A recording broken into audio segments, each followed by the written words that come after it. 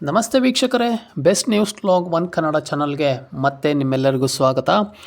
Guarantee ಯೋಜನೆಗಳನ್ನು ಘೋಷಣೆ ಮಾಡಿದಂಥ ಕಾಂಗ್ರೆಸ್ ಸರ್ಕಾರ ಇವತ್ತು 136 ಸ್ಥಾನಗಳ ಮೂಲಕ ಈ ಗ್ಯಾರಂಟಿ ಯೋಜನೆಯಿಂದ ಭರ್ಜರಿ ಬಹುಮತವನ್ನು ಗಳಿಸಿ ಇವತ್ತು ಸರ್ಕಾರವನ್ನು ನಡೆಸ್ತಾ ಇದೆ. ಅದೇ ರೀತಿಯೂ ಸಹ ಇದೇ ಗ್ಯಾರಂಟಿ ಯೋಜನೆಯ ಮೂಲಕ ಒಂದು 3 ಬೈ ಎಲೆಕ್ಷನ್ ವಿಧಾನಸಭಾ ಕ್ಷೇತ್ರಗಳಿಗೆ ಸಂಬಂಧಿಸಿದೆ 3ಕ್ಕೆ 3 ಸ್ಥಾನಗಳನ್ನು ಗೆಲ್ಲೋದ್ರ ಮೂಲಕ ಪ್ರತಿಪಕ್ಷಗಳಿಗೆ ಈ ಗ್ಯಾರಂಟಿ ಯೋಜನೆಯಿಂದ ಸಿಂಹ ಸ್ವಪ್ನವಾಗಿ ಕಾಡ್ತಾ ಇದೆ ಅಂತಲೇ ಹೇಳ್ಬೋದು.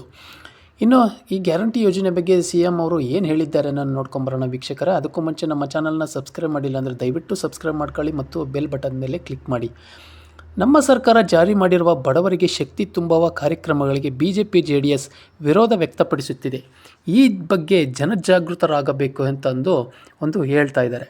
ಇನ್ನು 1,20,000 ಕೋಟಿ ರೂಪಾಯಿ ಹಣವನ್ನು ಈ ವರ್ಷ ನಾವು ಅಭಿವೃದ್ಧಿಗೆ ಮೀಸಲಿಟ್ಟಿದ್ದೇವೆ.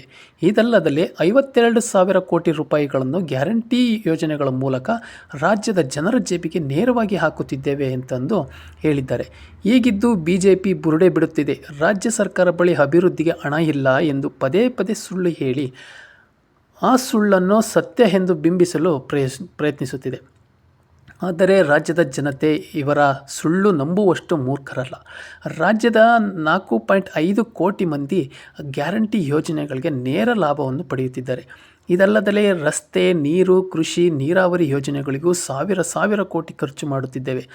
ಸಮಾಜ ಕಲ್ಯಾಣಕ್ಕೆ, ದಲಿತ ಸಮುದಾಯದ ಪ್ರಗತಿಗೆ, ಹಿಂದುಳಿದ ಸಮುದಾಯದ ಅಭಿವೃದ್ಧಿಗೂ ಸಹ ಸಾವಿರ ಕೋಟಿ ರೂಪಾಯಿಗಳನ್ನು ನಾವು ಖರ್ಚು ಮಾಡ್ತಿದ್ದೇವೆ.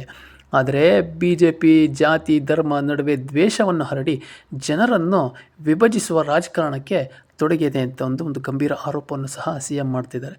ಬಸವಣ್ಣ, ಅಂಬೇಡ್ಕರ್, ಗಾಂಧಿ, ಬುದ್ಧ ಎಲ್ಲರ ಆಶಯದಂತೆ ಸಮಾಜವನ್ನು ಸೃಷ್ಟಿಸುವ ಕಾರ್ಯಕ್ರಮಗಳನ್ನು ನಮ್ಮ ಸರ್ಕಾರ ರೂಪಿಸಿದೆ, ಜಾರಿ ಮಾಡುತ್ತಿದೆ.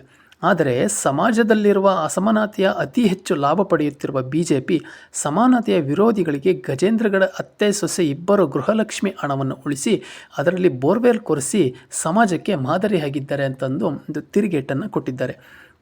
ಇಡೀ ಜಗತ್ತಿನಲ್ಲಿ ಸಿರಿಧಾನ್ಯಗಳಿಗೆ ಹೆಚ್ಚಿನ ಪ್ರೋತ್ಸಾಹ ಸಿಗುತ್ತಿದೆ.